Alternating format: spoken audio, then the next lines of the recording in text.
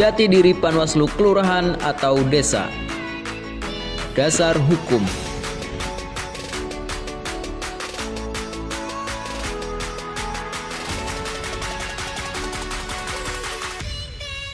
Sejarah pengawas pemilu. Sejarah pengawas pemilu dari tahun 1982 sejak Panitia Pengawas Pelaksanaan Pemilu. Tahun 2017 pengawas pemilu secara permanen menjadi Bawaslu, mulai dari Bawaslu RI sampai dengan Bawaslu Kabupaten Kota.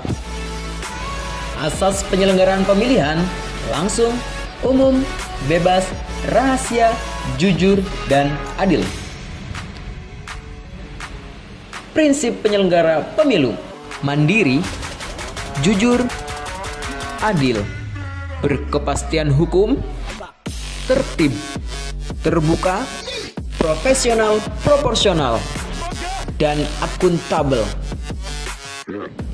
Tugas pengawas kelurahan atau desa: mengawasi pelaksanaan tahapan penyelenggaraan pemilu di wilayah kelurahan atau desa, mencegah terjadinya praktik politik uang di wilayah kelurahan atau desa, mengawasi netralitas semua pihak yang dilarang ikut serta dalam kegiatan kampanye di wilayah kelurahan atau desa, mengelola, memelihara, dan merawat arsip berdasarkan jadwal retensi arsip sesuai ketentuan peraturan perundang-undangan, mengawasi pelaksanaan sosialisasi penyelenggaraan pemilu di wilayah kelurahan atau desa.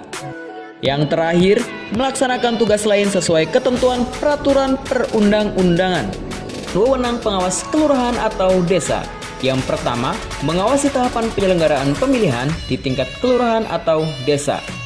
Menerima laporan dugaan pelanggaran oleh penyelenggara pemilu. Meneruskan temuan dan laporan dugaan pelanggaran.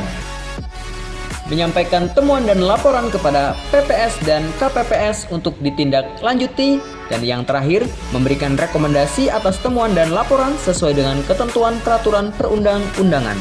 Kewajiban pengawas kelurahan atau desa: menjalankan tugas dan wewenangnya dengan adil.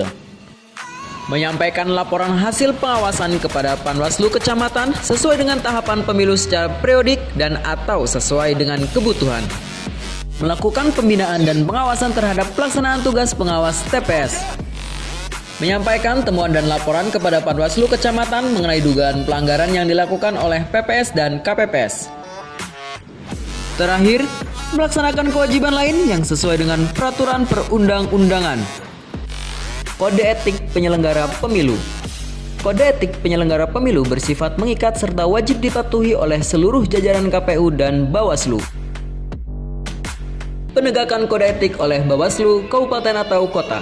Sesuai peraturan Bawaslu nomor 4 tahun 2019, penegakan kode etik terhadap anggota Panwaslu Kecamatan, Panwas Kelurahan atau Desa, dan pengawas TPS dilaksanakan oleh Bawaslu Kabupaten atau Kota. Penanganan kode etik. Per Bawaslu nomor 4 tahun 2019, pengawas kecamatan, Panwaslu Kelurahan atau Desa, dan pengawas TPS wajib menjalankan tugas, fungsi, dan wewenang terhadap pengawas penyelenggaraan pemilu sesuai ketentuan peraturan perundang-undangan dan sumpah atau janji jabatan serta kode etik. Penanganan yang dimaksud dilakukan berdasarkan temuan pengawas pemilu atau aduan penyelenggara pemilu, peserta pemilu, tim kampanye, masyarakat, dan pemilih yang dilengkapi identitas yang jelas. Dan yang terakhir, waktu penanganan maksimal 14 hari setelah temuan atau aduan diregistrasi. Sanksi. Apabila hasil rapat pleno dimaksud dalam pasal 10 ayat 1 menyatakan teradu terbukti melanggar kode etik, Bawaslu Kabupaten Kota menjatuhkan sanksi berupa peringatan sampai pemberhentian tetap. Apabila hasil rapat pleno dimaksud dalam pasal 10 ayat 1 menyatakan temuan atau aduan tidak terbukti, Bawaslu Kabupaten atau Kota merehabilitasi teradu. Yang terakhir, rapat pleno sebagaimana dimaksud pada ayat 1 dan 2 dituangkan dalam keputusan Bawaslu Kabupaten atau Kota. Bersama rakyat, awasi pemilu. Bersama Bawaslu, tegakkan keadilan pemilu.